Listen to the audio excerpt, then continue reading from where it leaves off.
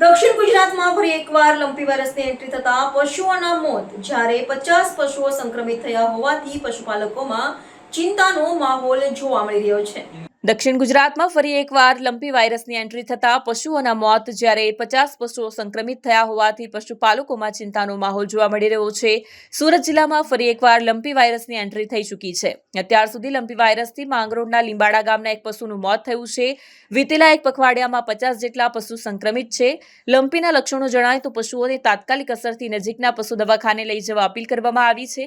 આ અંગે ગૌરક્ષકે જણાવ્યું હતું કે સુરત શહેર અને જિલ્લાની ગાયમાં લંપી વાયરસ દેખાયો છે. એક પખવાડિયાથી લંપી વાયરસ જોવા મળ્યો છે. ત્યારે વીતેલા એક પખવાડિયામાં 50 જેટલી ગાય સંક્રમિત થઈ છે, જેમાંથી એકનું મોત થયું છે. જોકે પશુપાલકોએ 2 ગાયના મોત થયા હોવાનો આક્ષેપ કર્યો છે. શહેર અને જિલ્લામાં રસ્તા પર રખડતા લાવારીસ પશુઓમાં પણ લંપી વાયરસ દેખાયો છે. હવે આવા રખડતા પશુઓનું રસીકરણ થયું છે કે નહીં તે અંગે દુવિધા છે. રસીકરણને કારણે લંપી સંક્રમિત પશુઓની સંખ્યા દર વર્ષ કરતાં ઓછી જોવા મળી રહી છે. સુરતમાં દર વર્ષે અંદાજિત 1 લાખ જેટલા પશુઓને રસીકરણ કરવામાં આવી રહ્યું છે. આ વખતે પણ અત્યાર સુધીમાં 1,18,127 પશુઓનું રસીકરણ કરાયું છે. જેમાં માંડવીમાં સૌથી વધુ 39,435 પશુ અને ઉમરવાડામાં 22,689 પશુઓનું રસીકરણ કરાયું છે. લંપી વાયરસના કેસ ગામડામાંથી બહાર આવ્યા છે. બીમાર પશુઓની ઓળખ થયા બાદ પશુપાલન વિભાગે અસરગ્રસ્ત વિસ્તારોમાં તબીબોની ટીમ જ મોકલાવી સારવાર શરૂ કરી છે. વાત સાચી છે. છેલ્લા 15-20 દિવસથી જે ગૌ સેવા સાથે સંકળાયેલા લોકો છે, ગૌરક્ષાનું કામ કરે છે, તેવા લોકોની પણ ફરિયાદો આવતી હતી કે જે ગૌવંશ છે ને એમાં ખાસ કરીને જે વાછરડાઓ છે, એ નાના વાછરડાઓની અંદર આ લંપીના કેસો જોવા મળ્યા છે.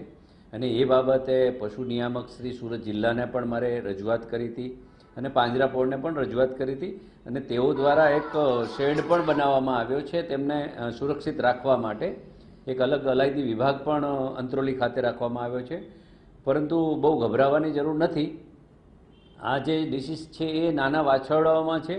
અને આમ તો જે પશુ ડૉક્ટર છે કે સરકારી તંત્ર છે, એમણે મોટા ગૌવંશની અંદર જ્યારે લંપી વાયરસ આવ્યો હતો ત્યારે ખૂબ એમને ઇન્જેક્શનો આપ્યા છે. પરંતુ આ ક્યાંથી આવ્યો છે એ થોડું ગભરાહટનો વિષય ચોક્કસ છે.